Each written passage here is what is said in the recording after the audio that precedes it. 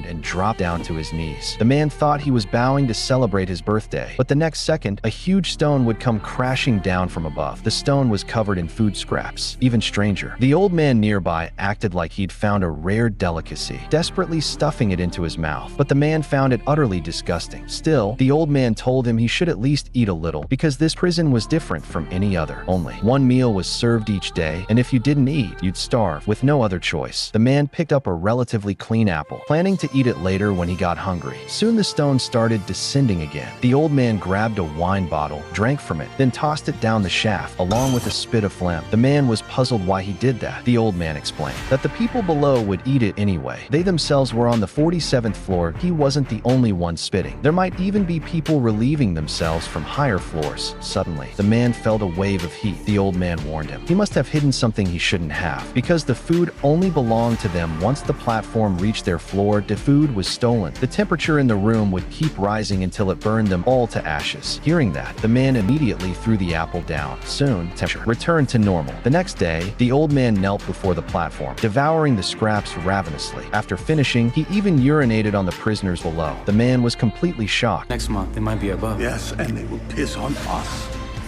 His stomach churned at the thought. He quickly changed the subject, asking how many floors there were. The old man said he didn't know that he'd only been as low as the 130th floor, and it still looked incredibly deep beneath them. Give me a rough idea, that's all. I don't know.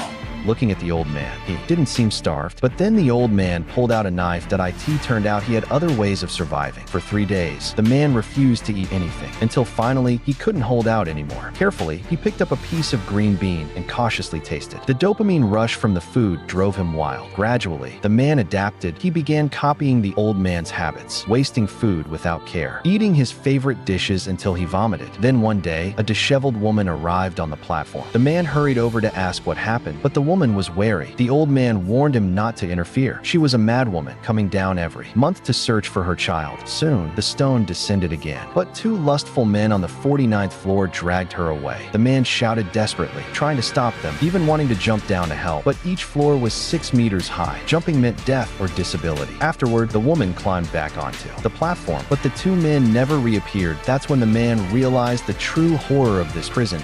He started relying on the old man, learning to adapt to this brutal environment together. But soon, the old man taught him a harsh lesson. That night, a pungent smell filled the air. The old man told him they were about to be moved to a different floor, but when the man woke up, he found